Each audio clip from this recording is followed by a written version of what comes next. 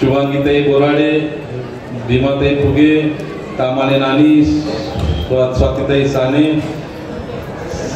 सारिकाताई लांडगे, मंदाताई आल्हाट, शांताताई आल्हाट, काटे मामी, सर्व माझे सहकारी माजी नगरसेवक आपल्याला सक्तीने माजी करण्यात आलेले, त्यामुळे सगळे माझे सहकारी या भागाचे नगरसेवक वसंत बोराटे, लक्ष्मण शेठ सस्ते, नितीन दादा सस्ते, ज्ञानेश्वर बोराडे, परशुराम आल्हाट, सर्व नगरसेवक, समोर उपस्थित असलेल्या सर्व माता भगिनी, आज आपल्याकडे सुप्रियाताई सुळेंचं खरं म्हणजे आपण मार्गदर्शन ऐकणार आहे, जे आपण नेहमीच सभागृहामध्ये ऐकलो, सभागृहातनं जेव्हा आपण टीव्हीला ऐकलो, अतिशय अभ्यासपूर्वक आणि आपल्या महाराष्ट्राच्या हिताचं त्या ठिकाणी मांडणी ते करत असतात। आपण सगळे नशिबान आहोत ज्या पिंपरी चिंचवड शहरामध्ये राहतो। हा पूर्वी बारामती लोकसभा मतदारसंघाचा भाग होता, त्याच्यामुळे या भागावरती नेहमीच पवार साहेबांनी केलं। पवार साहेबांच्या माध्यमातून अनेक मोठे कारखाने या ठिकाणी आले आणि कारखाने आल्यानंतर या ठिकाणी कामगारांना आणि कारखानदारांना समान न्याय देण्याची भूमिका आदरणीय पवार साहेबांनी ठेवली। कारखानदार पण टिकला पाहिजे आणि आपला कामगार पण जगला पाहिजे, अशा पद्धतीची भूमिका ठेवून पवार साहेबांनी सातत्याने त्यांच्या आयुष्यभर काम केलं। म्हणून पिंपरी चिंचवड नगरी ही औद्योगिक नगरी म्हणून पुढे आली आणि इथे येणाऱ्या प्रत्येक माणसाला, इथे येणाऱ्या प्रत्येक माणसाचं स्वप्न पूर्ण करण्याची ताकद निर्माण करण्याचं काम जर कोणी केलं असेल तर ते आदरणीय पवार साहेबांनी केलेलं आहे। आणि पवार साहेबांनी नुसतं तेवढ्यापुरते थांबले नाही, साहेबांनी अतिशय दूरदृष्टीतनं विचार केला की या माझ्या पुणे जिल्ह्यामध्ये, या पिंपरी चिंचवड शहराला पुढे न्यायचं असेल तर आपल्याला या ठिकाणी IT पार्क आणलं पाहिजे। आणि पवार साहेबांच्या दूरदृष्टीतनं या ठिकाणी हिंजवडीला IT पार्क आलं आणि त्यामुळं आपल्या पिंपरी चिंचवड शहराची ओळख एक इंटरनॅशनल लेवलचं शहर म्हणून आपल्या शहराची ओळख निर्माण झालेली आहे। आणि साहेबांनी हे करत असताना या शहरामध्ये ज्यांना ज्यांना नेतृत्व करायची संधी दिली त्या सगळ्यांनी साहेबांच्या नेतृत्वाखाली या शहराचा विकास करण्याचा प्रामाणिकपणे प्रयत्न केलेला आहे। आणि सतत काम करताना आम्ही सगळ्यांनी पुढची 50 वर्ष जे विजन साहेबांचं होतं ते विजन आम्ही सगळ्यांनी ठेवलं। पुढची 50 वर्ष डोळ्यापुढे ठेवून या सगळ्या पिंपरी चिंचवड शहरामध्ये वेगळ्या देशाच्या कानाकोपऱ्यातली जे लोक नोकरीच्या आणि व्यवसायाच्या निमित्ताने आलेले त्यांना सगळं इन्फ्रास्ट्रक्चर देण्याचं काम या ठिकाणी पिंपरी चिंचवड महापालिकेच्या माध्यमातून आपण केलेलं आहे। परंतु दुर्दैवाने मागच्या 10 वर्षामध्ये आपल्या विधानसभेमध्ये आपण ज्यांच्या हातात सूत्र दिली त्यांच्याकडनं या पिंपरी चिंचवड शहराचं, पिंपरी चिंचवड महापालिकेची प्रतिमा खराब करण्याचं काम, प्रतिमा मलिन करण्याचं काम झालं। त्यांनी या शहराचा विकास करण्यापेक्षा स्वतःचा विकास करण्याला जास्त भर दिला।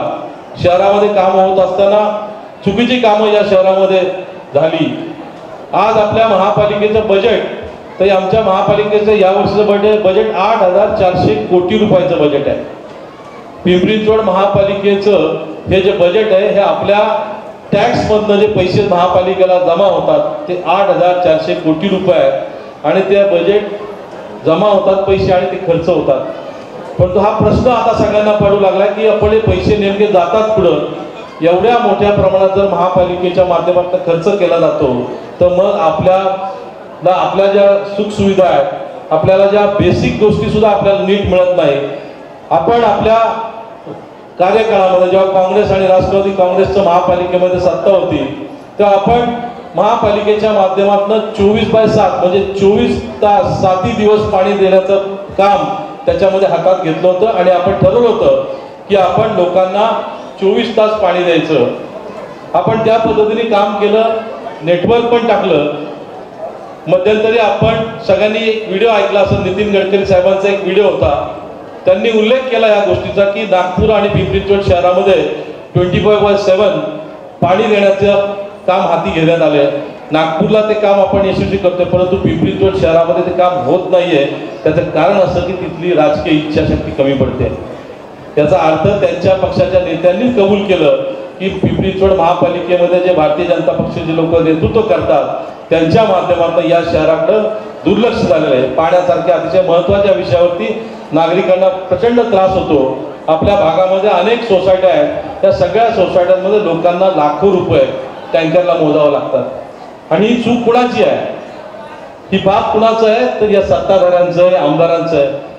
2013 साली जेव्हा भामा आस्केडन आंध्रा धरणातनं आपलं गव्हर्नमेंट राज्यामध्ये होतं तेव्हा 267 MLD पाणी आपल्या शहरासाठी मंजूर झालं आणि जेव्हा आपल्याला मंजूर झालं त्याच वेळी पुणे शहराला पण झालं। पुणे शहराने पाणी बंद पाईपलाईन नेलं, परंतु आपल्या शहराला अद्याप बंद पाईपलाईनचं पाणी आलं नाही। आज त्यांनी मोठे मोठे होर्डिंग्स लावले की आम्ही पाणी 100 MLD देतोय। ते पाणी कसं देतात आपल्याला? इंद्रायणीच्या चिखली आणि तळाच्या परिसरामध्ये त्या ठिकाणी वॉटर ट्रीटमेंट प्लांट त्यांनी बसवलेले आहेत। तिथं पाणी ट्रीट करून आपल्याला पाणी दिलं जातं। प्रत्यक्षात 100 MLD पेक्षाही कमी, म्हणजे आम्ही जी माहिती घेतली 40 MLD पाणी उचललं जातं आणि जे पाणी उचललं जातं त्याच्यामध्ये महापालिकेने काही महिन्यापूर्वी कबूल केलं की आम्ही त्या ठिकाणी महापालिकेचं जे काही ड्रेनेजचं पाणी आहे त्या नदीमध्ये ट्रीट न करता सोडतोय। म्हणजे आपल्याला ड्रेनेजचं पाणी नदीत सोडलं जातं महापालिकेचं आणि ते पाणी आपल्याला ट्रीट करून प्यायला दिलं जातं। ही वस्तुस्थिती आहे आणि हे जे पाप आहे हे सत्ताधाऱ्यांचं पाप आहे, या विद्यमान आमदारांची चूक आहे। त्यांनी या सगळ्या कामाकडे दुर्लक्ष केलं।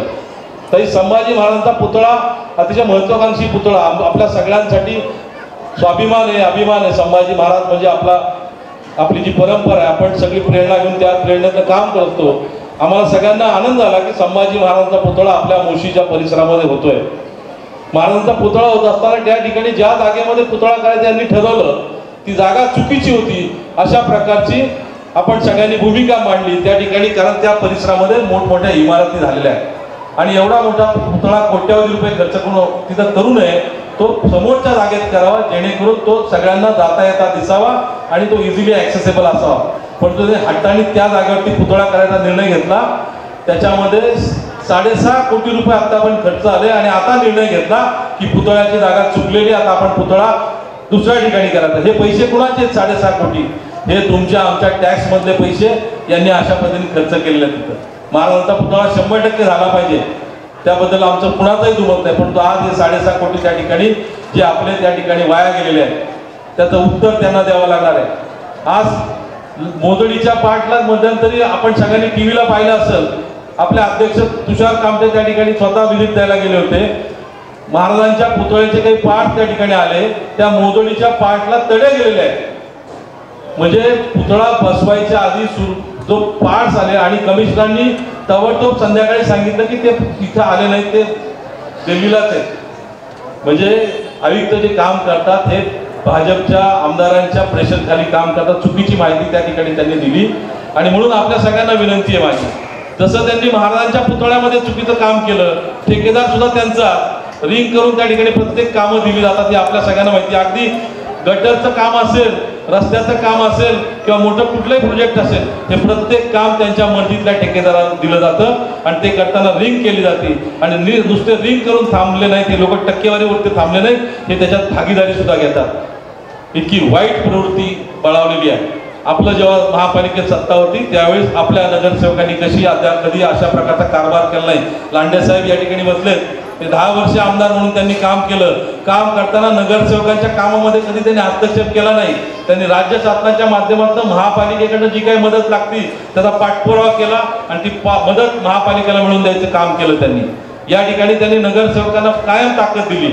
आज भारतीय जनता पक्षाच्या अनेक नगरसेवकांनी आपल्या राष्ट्रवादी काँग्रेसमध्ये आणि शिवसेनेमध्ये प्रवेश केलेला आहे। त्याचं कारण असं, हे सगळे नगरसेवक 5 वर्ष काम करतात, त्यांच्यावरची जी दडपशाही झाली, त्यांना कामामध्ये स्वतंत्र दिलं गेलं नाही। त्यांच्या प्रत्येक कामाचं क्रेडिट आमदारांनी घ्यायचा प्रयत्न केला आणि त्या रागातनं आज नगरसेवकांनी ती भूमिका घेतली, कारण त्यांना माहिती की आपल्याला आपल्या नागरिकांना न्याय द्यायचा आहे आणि ते न्याय देण्याची भूमिका कोण करू शकतं? तर आपले पवार साहेब करू शकतात, उद्धव साहेब करू शकतात, म्हणून आपल्याबरोबर त्यांनी यायचा निर्णय घेतलेला आहे। परवा सुद्धा सारिकाताई लांडगेंनी आपल्या पक्षामध्ये प्रवेश केला, त्याच्या आधी 4-5 दिवसापूर्वी भीमाताई फुगेंनी आपल्या पक्षात प्रवेश केला।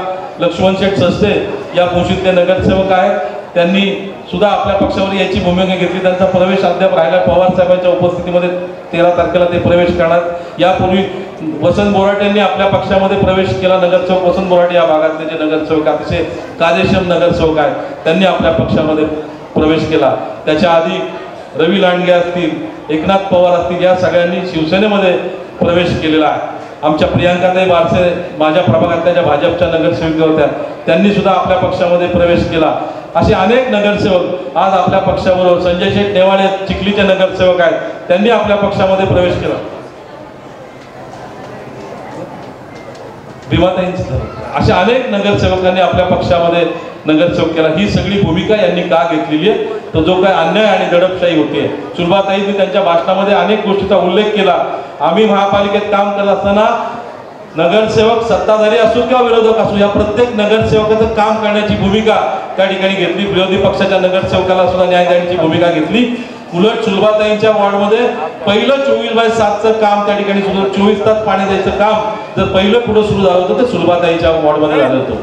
आणि म्हणून माझी या निमित्ताने आपल्याला विनंती राहणार आहे, या सगळ्या लोकांनी जे काही चालवलेला कारभार, हे चुकीचा कारभार आपल्याला थांबवायचा आहे. आणि या पुढच्या काळामध्ये जे पवार साहेबांना अपेक्षित आहे, जे उद्धव साहेबांना अपेक्षित आहे, जे राहुलजी गांधी साहेबांना अपेक्षित आहे, ते काम आपल्याला या पिंपरी चिंचवड शहरामध्ये उभे करायचं आहे. पिंपरी चिंचवड शहर आणखीन आपल्याला पुढे न्यायचं आहे. आणि त्या दृष्टिकोनातून आगामी काळामध्ये या ठिकाणच्या ज्या काही शैक्षणिक संस्था आहेत त्या शैक्षणिक संस्थांच्या माध्यमातून आपल्याला आपल्या मुलांना चांगलं शिक्षण देणं, आणखीन चांगल्या शिक्षण संस्था आपल्या भागामध्ये कशा येतील आणि आपल्या मुलांना चांगले शिक्षण देणं आणि त्यांच्यावरती चांगले संस्कार करणं, ही भूमिका घेऊन आपल्याला भविष्यकाळामध्ये काम करायचं आहे.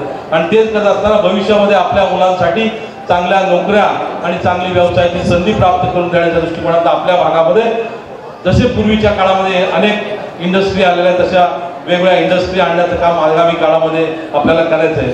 आणि म्हणून आपल्याला महाविकास आघाडीच्या माध्यमातून या पुढच्या काळामध्ये महाविकास आघाडीच्या पाठीशी आपल्याला उभं राहायचे.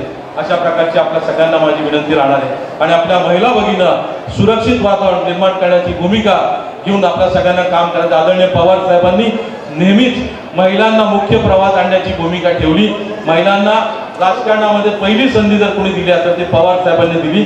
त्याचं कारण पवार साहेबांना या एक गोष्टीची कल्पना आहे की जी राष्ट्र आज विकसित राष्ट्र म्हणून समाजामध्ये पुढे आली, देशात जी राष्ट्र पुढे आहे ती राष्ट्र त्या ठिकाणच्या महिला भगिनी पुरुषांच्या बरोबरीने काम करतात. तसंच काम आपल्याला आपल्या परिसरामध्ये, आपल्या शहरामध्ये आणि महाराष्ट्रामध्ये करायचं आहे. आणि म्हणून पवार साहेबांच्या विचारातून आपण सगळी मंडळी काम करतो. इथून पुढच्या काळामध्ये जो पवार साहेबांचा विचार आहे, जो छत्रपती शिवरायांचा विचार आहे, जो महात्मा ज्योतिराव फुलेंचा विचार आहे, जो भारतरत्न डॉक्टर बाबासाहेब आंबेडकरांचा विचार आहे, जो शाहू महाराजांचा विचार आहे, त्या विचारावरती आपल्याला काम करायचं आहे. सर्व जाती धर्माच्या लोकांना बरोबर घेऊन जाण्याची भूमिका आपल्याला ठेवायची. आणि आपल्या सगळ्यांना या निमित्ताने आपण सगळेजण एवढ्या मोठ्या संख्येने उपस्थित राहिला. आपण जे काही गेल्या अनेक दिवसापासून इलेक्शनमध्ये स्वतः उमेदवार असल्याचं काम करता त्याबद्दल तुमच्या सगळ्यांचं मी मनापासून आभार मानतो. आणि